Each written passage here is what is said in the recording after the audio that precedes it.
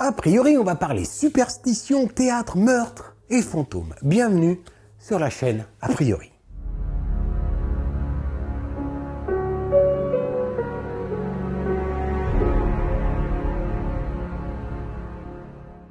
Connaissez-vous cette superstition qui veut que dans un théâtre vide, on laisse toujours une lumière allumée sur scène? C'est la ghost light ou lumière des fantômes. La tradition veut que tous les théâtres soient hantés par les esprits d'anciens acteurs ou de techniciens. En laissant une lumière allumée sur scène, on permet aux fantômes d'assouvir leur passion pour le théâtre, évitant ainsi qu'ils ne viennent perturber les représentations officielles. Mais cette superstition prend tout son sens avec l'histoire qui suit.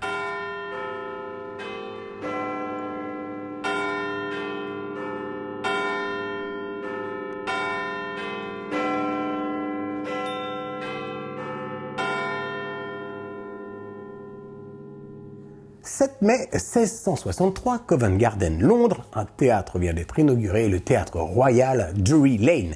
Il est à ce jour le plus ancien théâtre de Londres. » Alors parenthèse, oui mais non. Oui, puisqu'il fut détruit et reconstruit 4 fois. Le premier brûla en 1672, le deuxième, inauguré en 1674, fut par la suite laissé à l'abandon et démoli, alors en 1791, après 120 ans d'exploitation quand même. En 1794, un troisième théâtre voit le jour, mais ce coup-ci, il est ce que l'on appelle à l'épreuve du feu. Bon, il a pris feu en 1809 et enfin le nôtre date de 1812. Notre théâtre incarne bien le paradoxe du bateau de Thésée. Et parenthèse, le bateau de Thésée est une pensée philosophique qui veut que si vous conservez le bateau de Thésée et qu'au fil des ans, vous changez des parties abîmées, au fil des années, vous aurez fini par remplacer l'intégralité du bateau. Est-ce toujours le bateau de Thésée ? Vous avez 2 heures. Bref, ce théâtre est le plus vieux théâtre de Londres encore en activité. Au fil des siècles, il a accueilli des premières mondiales, des opéras, des pièces de Shakespeare. Il a vu défiler les plus grands noms du théâtre britannique. Ces murs ont absorbé des siècles d'émotions, de passions, de succès retentissants et de tragédies. C'est dans ce contexte que naissent les légendes et que l'homme en gris fait son apparition. Ça t'est déjà arrivé avant ? Premières apparitions du malingre, dans la langue de Shakespeare, remontent au début du 19e siècle. Plus exactement, en 1817, lors des répétitions de Hamlet.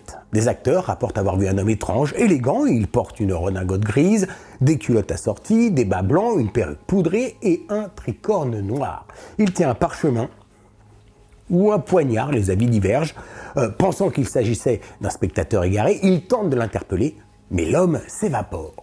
L'homme en gris a un petit rituel bien à lui. Tout d'abord, c'est un spectre diurne. Donc, petit message aux chasseurs de fantômes, pas la peine d'attendre la nuit et de s'enfermer dans le noir. Non, il apparaît souvent le matin et sauf exception entre 10h et 18h. Oui, c'est précis. Autre fait rapporté par de multiples témoins, ce n'est pas une ombre ou une simple forme. Non, il est physiquement là. On pourrait presque le confondre avec une personne de chair et d'os. À tel point qu'une jeune femme de ménage, dont c'était le premier jour, on oublie rarement sa première fois, cette jeune femme est entrée sur le balcon supérieur et a vu un homme assis au 4e rang. Bon, la seule chose qui l'a interpellée, ce sont ses vêtements et surtout son tricorne. Elle a pensé que c'était un comédien. Elle va pour travailler quand l'homme devient une silhouette et s'évanouit à travers le mur. Petite chose intéressante, la jeune femme n'avait aucune connaissance de l'homme en gris et encore moins de ses vêtements. Mais pourtant, sa description est fidèle à toutes les autres apparitions. On peut le voir pendant les répétitions, il traverse la scène ou les coulisses en silence puis disparaît. La plupart de ces apparitions se font au niveau du balcon supérieur et souvent aux mêmes places. Le plus surprenant, c'est qu'il ne cherche pas à effrayer qui que ce soit, au contraire, sa présence est presque rassurante. Quand la légende croise la réalité. 1848, des travaux de rénovation sont en cours. Après avoir abattu un mur dans la partie supérieure du théâtre, les ouvriers découvrirent une petite pièce ou une partie d'un passage. Au milieu de la poussière et des toiles d'araignée gisait un squelette. Plus troublant, un poignard était enfoncé entre ses côtes. Une enquête est ouverte. La tenue semble correspondre à notre homme en gris, mais le corps est là depuis bien trop longtemps pour que l'enquête soit concluante. L'affaire est classée sans suite. Et si ce squelette était celui du malingre, me direz-vous? Ah, les similitudes sont troublantes. Certains y voient la confirmation que le fantôme est l'esprit de cet homme assassiné, cherchant justice ou au moins un peu de compagnie. Il est intéressant de noter que l'endroit où cette horrible découverte a été faite correspond exactement à la partie du mur où l'apparition est censée disparaître. Malgré toutes ces hypothèses, l'identité du squelette reste un mystère. Bien qu'il n'existe aucune preuve tangible, les théories romantique abonde. Un jeune acteur aurait été mortellement blessé lors d'une bagarre au théâtre au sujet de sa petite amie. Son corps aurait été alors emmuré à la hâte dans le petit passage qu'il empruntait chaque soir pour aller voir sa bien-aimée. Le plus étonnant, c'est que les apparitions du malingret ne cessent pas après la découverte du squelette. Au contraire, elles semblent s'intensifier. Et le public friand de sensations fortes afflue en masse. Le Drury Lane devient l'endroit à ne pas rater pour les amateurs de mystère. En 1907, lors de la production du Songe d'une nuit d'été, l'actrice principale voit le fantôme en coulisses. Plutôt que de s'évanouir, elle le prend comme un signe de bonne fortune et devinez quoi? La pièce est un succès retentissant. En 1935, pendant Roméo et Juliette, plusieurs techniciens entendent des pas dans les couloirs vides et voient une ombre grise glisser le long des murs. Peut-être que le malingret est un fan de Shakespeare, qui sait? Aujourd'hui encore, le malingret continue de faire parler de lui. Des acteurs contemporains comme Michael Bell en 1995 lors des Misérables racontent avoir senti sa présence bienveillante. Ellen Page, star de la comédie musicale, rapporte avoir aperçu une silhouette grise dans les loges. Le fantôme le plus célèbre de Londres est devenu une sorte de mascotte du théâtre, un porte-bonheur pour les artistes. L'homme en gris a fait son chemin dans la culture populaire. Romans, émissions de télé, visites guidées. Vous imaginez bien que le théâtre a capitalisé sur son célèbre résident spectral, pour le plus grand plaisir des touristes en quête de frissons. Vous savez, chaque théâtre a son fantôme. Enfin, quand je dis son fantôme, je devrais dire ses fantômes. Car, comme je vous l'ai dit, ce théâtre est le plus vieux de Londres, mais aussi le théâtre le plus hanté du monde. En plus du malingret, il y a aussi un fantôme grand, mince et laid, qui serait l'acteur Charles Maclean. Peut-être éprouve-t-il des remords pour ce que le tribunal a jugé être un homicide involontaire sur son collègue acteur Thomas Hallam en 1735. Et oui, au cours d'une dispute à propos d'une perruque, Maclean aurait planté sa canne dans l'œil gauche de Hallam et dans son cerveau. On peut se demander comment le tribunal a pu conclure un accident. Il fut jugé, mais acquitté et mourut centenaire. Il y a aussi l'ombre de Dan Leno, je devrais dire la danse de Dan Leno. Grand comédien du musical victorien, il a été vu et entendu à de nombreuses reprises. Dan Leno aimait le théâtre, il a passé de nombreuses saisons à jouer dans des pantomimes. Apparemment, dans la mort, il pratique toujours le clog.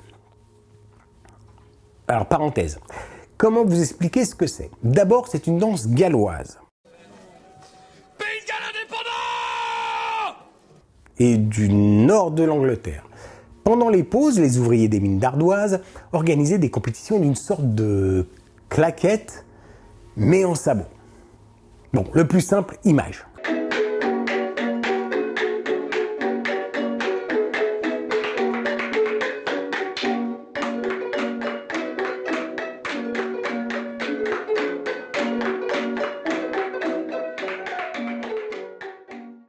Je reprends.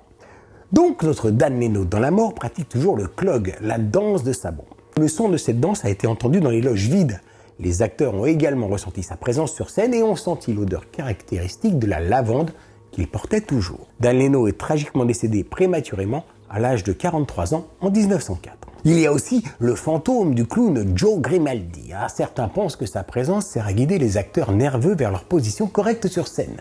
Mais, comme tous les clowns, il a un côté espiègle, il est connu pour donner des coups de pied aux acteurs, aux régisseurs, aux ouvreurs et autres membres du personnel du théâtre. À sa mort, Grimaldi, ce bout en train, a également demandé à être enterré avec la tête séparée de son corps. Cette étrange demande a été satisfaite et pourrait expliquer pourquoi certains acteurs et amateurs de théâtre voient une tête de clown flotter dans les coulisses du théâtre. On ne va pas se quitter comme ça. Un dernier pour la route, Charles Keane, l'acteur du 19e siècle, a été vu assis au premier rang, portant des vêtements de son époque. Il disparaît lorsque les lumières s'allument. Cette vidéo touche à sa fin. Je n'avais pas du tout prévu de tourner ce sujet, mais lors de recherches sur une prochaine vidéo, je suis tombé sur cette histoire et je me suis dit qu'il fallait absolument que je vous la raconte. Et pour tout vous dire, j'ai même joué les fanboys puisque j'ai envoyé un petit mail au Grand JD en espérant qu'il aille tourner dans ce théâtre. Étant grand fan de son contenu, j'aimerais bien le voir enquêter sur place. On a le droit de rêver. Merci d'avoir regardé cette vidéo. Surtout, n'oubliez pas de liker, partager, vous abonner, bien sûr. Moi, je vous dis à très vite pour la prochaine vidéo.